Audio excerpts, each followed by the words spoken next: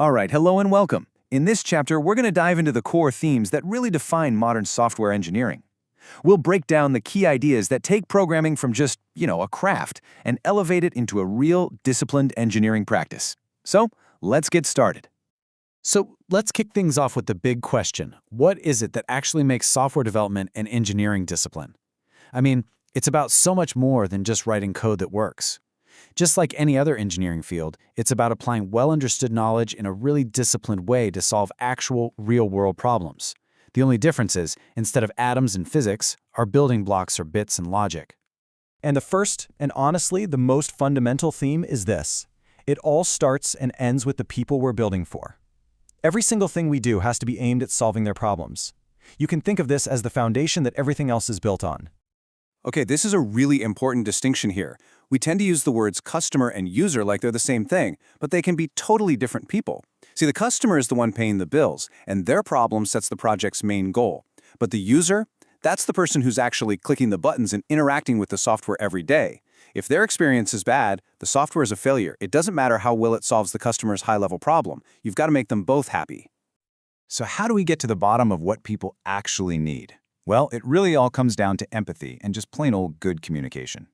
We use tools like domain analysis to learn the language of the business, we do interviews and use case analysis to figure out what tasks people are doing, and we build prototypes to get feedback super early. It's all about closing that gap between what somebody needs and what we end up building.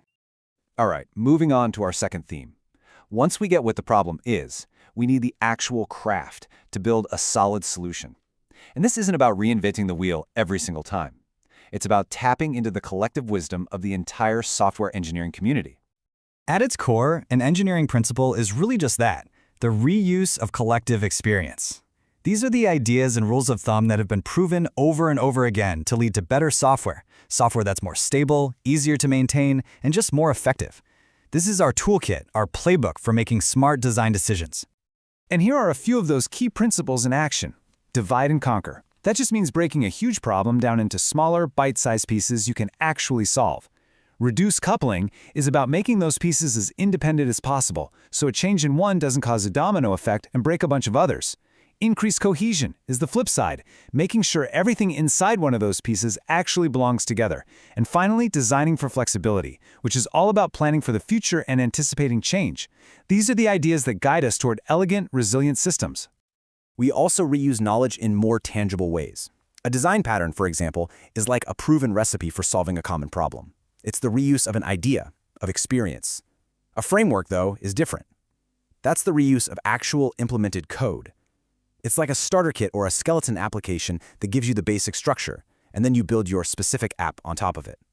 Both of these are incredibly powerful ways to build better software faster. You know how a civil engineer wouldn't build a bridge without a blueprint? Well, it's the same for us. We use visual models, and our industry standard is the Unified Modeling Language, or UML. It's basically a universal way to draw diagrams that help us see, design, and document how a software system works. These models let us talk about really complex ideas with each other, and, more importantly, catch huge logical errors long before we ever write a single line of code. Okay, that brings us to theme number 3, which is all about the process. Look, the real world is messy. Requirements change. You can't just disappear into a cave for a year and then emerge with the perfect product. It just doesn't work that way. We have to build software in a way that actually embraces change and lowers our risk. And that's exactly where the iterative loop comes in. The idea is so simple, but it's incredibly powerful. Instead of trying to build the whole thing at once, you build a small, working version of the system with just the core features. Then you get it in front of actual users, you get their feedback, you learn what works and what doesn't, and you use that knowledge to make the next version better. Each loop, or iteration, is small, manageable, and it massively reduces the risk of building the wrong thing. The 80-20 rule, also known as the Pareto principle, really drives this point home. The idea is that often a small handful of features, maybe 20% of them, delivers the huge majority of the value to the user. So by building that crucial 20% first, we can get something genuinely useful into our customers' hands way sooner and solve their biggest problems right away. So, sticking with this theme of process, our fourth principle is all about evaluating and quantifying our decisions. See, being an engineer means you're making choices based on logic and evidence, not just on gut feelings or opinions. We have to constantly be evaluating our choices and, whenever we can, measuring the results. And the key thing to realize is that this isn't just one step in the process. Evaluation is happening all the time. We're constantly weighing the pros and cons of everything. Should we use this design or that one?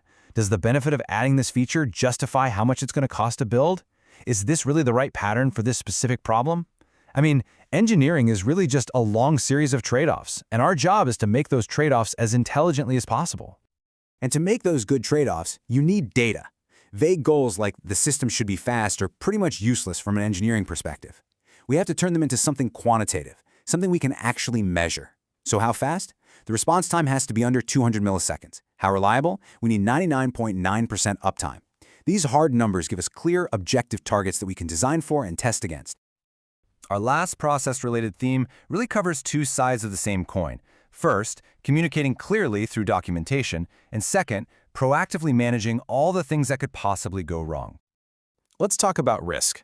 A real pioneer in software engineering, a guy named Barry Boehm, found that there are about 10 major risks that consistently pop up and threaten software projects. If we can identify and just acknowledge these common traps, we can start to manage them before they become disasters. And here are some of the usual suspects. Unrealistic schedules, that's a classic. So is spending months building the wrong features because of bad requirements. And of course, there's the never-ending stream of changes, which you might have heard called scope creep, that can sink even the best planned project. The way to fight these is by using the very principles we've been talking about: better planning, better communication with the user, and building iteratively. I love this quote because it is just so painfully true. A project doesn't fall a year behind schedule all at once. It happens gradually through a series of small, tiny slips that don't seem like a big deal at the moment. This is exactly why disciplined project management, tracking progress and managing changes carefully, is so absolutely critical. It's about preventing that one day at a time slide into total chaos. Okay, so let's pull all of these themes together and wrap up with the key takeaways. What are the main pillars that really define what software engineering practice is all about?